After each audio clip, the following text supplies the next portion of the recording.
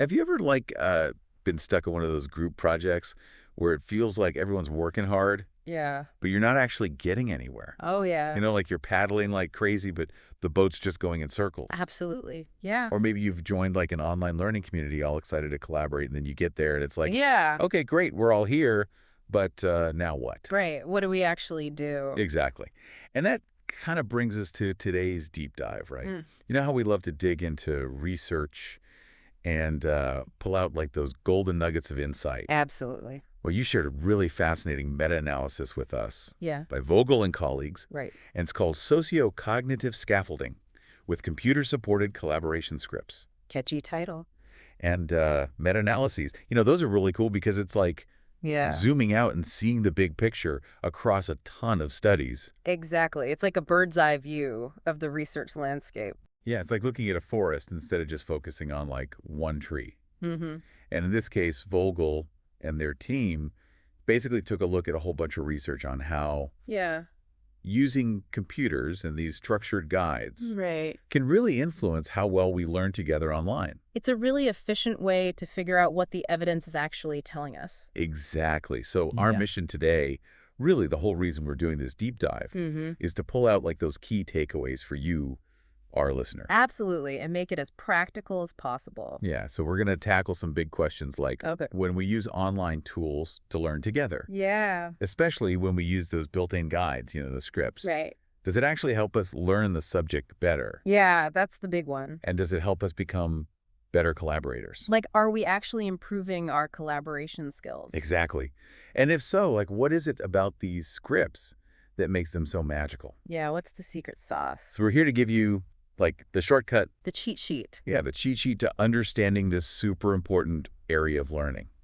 Because, as the research points out, just throwing learners together online, Right. what they call unstructured collaboration, Yeah. often doesn't actually lead to the best learning outcomes. Yeah, it's like that saying, if you fail to plan, you plan to fail. Exactly. A little bit of structure can go a long way. Yeah, and think about it. Mm-hmm. People can sometimes really struggle to like spontaneously engage in those Yeah. really deep, meaningful interactions that actually help them understand things better. It's not always easy to just jump into a group and immediately start having those high-level discussions. Totally. It takes me right back to those dreaded group projects in school Oh, I remember those. where we'd spend more time like arguing over who's going to write the introduction. Right, or who was going to do the presentation. Exactly. Than we would actually like researching the topic. Oh, yeah, classic group project struggles. And the study even mentions that, learners often find it difficult to just naturally do Mm-hmm. the kinds of things that lead to real collaborative learning. Like, they might not even realize what those things are. Exactly.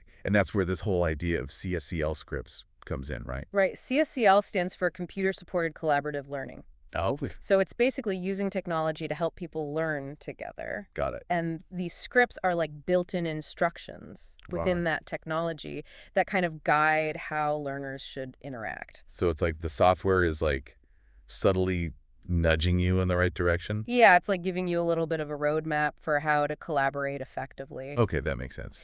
And the researchers describe this as providing what they call socio-cognitive scaffolding. Sociocognitive scaffolding. Yeah, it's a mouthful, I know. It sounds very academic. It is, but the idea is actually pretty simple. Okay. It's basically that these scripts Right. help learners engage in activities that are beneficial for learning, both for understanding the subject matter itself Right. and for developing those all-important collaboration skills. Okay, so it's like a temporary support structure to help you build those abilities. Exactly, like training wheels for online group work. That's a great analogy. So instead of just like a vague instruction like discuss this concept, Right. a script might suggest specific roles for each person or a step-by-step process to follow in the discussion. So it's making things much more concrete and actionable. Exactly. It's giving you a clear path to follow. So the big question, the one we all want the answer to, Yeah. is do these CSCL scripts actually work?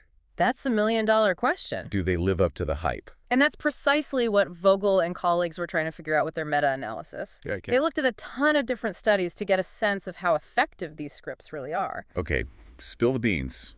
What did they find? All right, so drum roll, please. Drumroll sound. When it comes to understanding the subject matter, what they call domain-specific knowledge. Okay. They found a small but positive effect. Okay, so it comes a little. Yeah, the average effect size was 0.20. Effect size. What's that?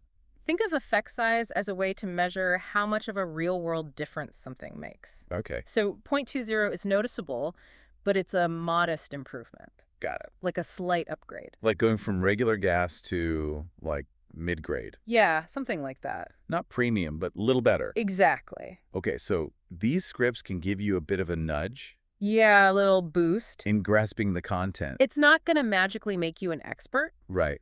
but it can help you understand things a little bit better. Okay, so a little boost in understanding the what. Mm. But what about the how? Like the actual skills of collaborating? Ah, yes, the how. Because that's often where things really fall apart in groups, right? Oh, absolutely. The interpersonal dynamics can make or break a group. Totally. And I feel like that's even more of a challenge online, you know? Yeah, because you're missing those nonverbal cues. Yeah, exactly. And sometimes it's harder to, like, build rapport and trust. It can be more challenging to really connect with people online. Right. So what did the study say about how these scripts affect collaboration skills? Well, this is where it gets really interesting. Okay, I'm intrigued. The impact on developing your ability to collaborate was much larger. Oh, wow. Really? Yeah, they found a significant positive effect That's great. with an average effect size of 0.95. 0.95. That's way bigger than 0.20. It is. It's a substantial jump. Like, is that a huge difference? It's a big difference, yeah. Wow, okay. So the how of working together Right. gets a major upgrade thanks to these scripts. It's like going from driving a beat-up old car to a brand new sports car. Exactly. A much smoother and more powerful ride. So it sounds like these scripts are particularly helpful in Yeah, helping us learn how to be better collaborators online. that's a key takeaway for sure. Yeah, that's really encouraging. While they do offer some benefit to understanding the content, Mm-hmm. their real strength seems to be in fostering those crucial collaboration skills. Like the skills we need to thrive in this digital age. Absolutely. Their skills are becoming more and more important in today's world. Okay, so let's dig a little deeper here. Yeah, let's get into the nitty-gritty. The study must have explored what makes some scripts more effective than others, right? They did. They were really interested in understanding what makes a good script. And they mentioned this idea of transactivity. Ah, yes, transactivity. What's that all about? Transactivity is a key concept in collaborative learning. Okay, but break it down for us. Yeah, what does it actually look like in a learning situation? Right, like how does it play out in real life? So imagine you're in a group discussion, Okay. and you're not just passively listening to what others are saying. Right. You're actively engaging with their ideas. Okay. You're maybe criticizing them constructively, Oh, interesting. refining them, or extending them with your own thoughts. So it's like a real back and forth. Exactly. It's a dialogue where your understanding grows because of their input. It's like you're building on each other's ideas. Precisely. You're co-constructing knowledge together. That makes sense. And the meta-analysis suggests that scripts that actively prompt these transactive activities Okay. tend to have a positive effect on understanding the subject matter. So it's not enough to just throw people together and hope they'll magically start having these deep discussions. No, you need to provide some structure and guidance to encourage those interactions. So it's like you're setting the stage for transactivity to occur. Exactly. You're creating the conditions that make it more likely to happen. And that makes intuitive sense, right? Yeah, it's like if you're constantly having to wrestle with and build upon each other's thinking, Right. you're likely to develop a much deeper understanding of the material. You're not just passively absorbing information. No, you're actively processing it Okay. and integrating it with someone else's perspective. It's like you're really challenging your own assumptions and biases. Exactly. You're forced to think critically and justify your reasoning. Okay, so transactivity is super important. It's a key ingredient in effective collaborative learning. Now, the study also talked about the different levels of structure in these scripts. Right. The play, scene, and scriptlet levels. Can you walk us through what those mean? Yeah, so the researchers identified different levels at which these scripts can operate. Okay. The play level is like the overall game plan for the Yeah. collaboration. So that's the big picture. Exactly. It outlines the main stages or sequence of activities. Like first we do this, then we do that, and finally we do this other thing. Yeah, it's like a high-level overview of the entire process. Okay, so that's the play level. Then you have the scene level, Okay. which gets a bit more specific. So it's zooming in a little bit. Right, it details the activities within those stages. Okay. And often, scene-level scripts assign different roles to participants. Within a particular stage, So like in our discussion phase, Mm-hmm. one person might be the devil's advocate. Right, or the challenger. Yeah, the challenger, tasked with questioning assumptions. Exactly, and another person might be the synthesizer, Okay. responsible for finding common ground. So it's like you're creating a mini drama Yeah, kind of. with different characters and roles. It's a way to ensure that everyone is actively participating and contributing in different ways. That makes sense. So for the big picture of a project, Mm, a play-level overview is helpful. right. And for specific roles within a task, Yeah. scenes are key. Okay, got it. And then you have the scriptlet level. So griplet level, that sounds very granular. It is. It's the most detailed level. Okay. It provides very specific guidance on actions and even cognitive steps. Like really breaking it down step by step. Exactly. It's like a recipe for collaboration. So it's telling you exactly what to do. Yeah. For example, a scriptlet might instruct you to Oh, yeah. first identify one key argument. Okay. Second, find two pieces of evidence to support that argument. Hmm. Third, share your argument and evidence with your partner and ask for their feedback. Wow, that's very specific. It is. It's very directive. So it's almost like you're being told exactly what to think. Well, not exactly. It's Uh-huh. more about providing a framework Right. for how to engage in the thinking process. Okay, that makes sense. And for mastering the nitty-gritty of collaboration, down to the action scriptlets can be really helpful. So it goes from that high-level flow Yeah, to those very specific micro-actions. exactly. Different levels of granularity for different purposes. Okay, that's really clear. So what did the study find Yeah. about which of these levels of scripting is most effective? That's what I'm dying to know. Well, the findings here were quite interesting. Okay, tell me more. Scene-level scripts Mm-hmm. showed a positive effect on understanding the subject knowledge in some cases. Okay, so some evidence that those can be helpful. Yeah, but what really stood out is that scriptlet-level scripts, Okay. the most detailed level, Right. had a significant positive effect on collaboration skills. Wow. So if you really want to boost how well people work together online, Mm-hmm. providing that very detailed step-by-step guidance Yeah, can be super beneficial. it seems to really make a difference. Now, what about the worry that too much structure, over-scripting, Right. might stifle creativity or motivation? That's a valid concern. Like, if you're told exactly what to do, will you still be engaged and enthusiastic? And the researchers did consider that. Okay, good. But for collaboration skills, this meta-analysis didn't strongly support the idea that highly structured scriptlets negatively impact motivation. Oh, interesting. It seems the detailed guidance can actually be quite helpful, Okay. especially when learners are new to online collaboration. So it's like providing a safety net. Yeah, it can give them the confidence to participate and contribute. Because if you're not sure how to collaborate effectively, Right. having those clear, actionable steps can be really reassuring. Exactly. It removes some of the ambiguity and uncertainty. Now, the study also looked at whether having content-related support Yeah. alongside these collaboration scripts makes a difference. Right, because it's not just about how you collaborate. It's also about what you're collaborating Oh, on. exactly. The content matters too. So they investigated whether just having a script for how to collaborate was enough, Mm-hmm. or if adding support related to what you're learning Right. made a significant impact. Because you could have a great collaboration process, Like- but if you don't understand the material, it's not going to be very effective. Exactly. You need both pieces. And they identified different levels of content support, right? Yeah, like a spectrum. Everything from no support at all Right. to having readily available information Mm. to actually having specific content-related guidance built in.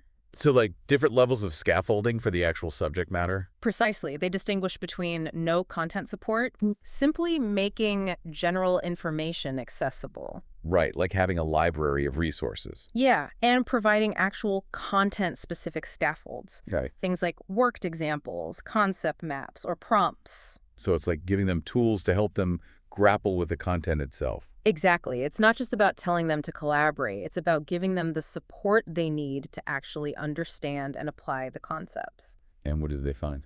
The results suggest that when CSCL scripts are combined with these content-specific scaffolds, Okay. they can lead to a stronger positive effect on understanding the subject matter. So it's like having a map Yeah. for your collaborative journey, Hmm? and a knowledgeable guide, Right. pointing out the important landmarks of the content. It's like having both the GPS and the tour guide. Exactly. They work together to enhance the learning experience. So the collaboration script helps you navigate the social aspects of learning together effectively. Right. And the content scaffolds help you engage more deeply with the material itself. It's a powerful combination. It seems to be. Now, the researchers also looked at some other factors, Yeah. like the amount of time spent learning Like and whether they everything. measured learning at the individual or group level.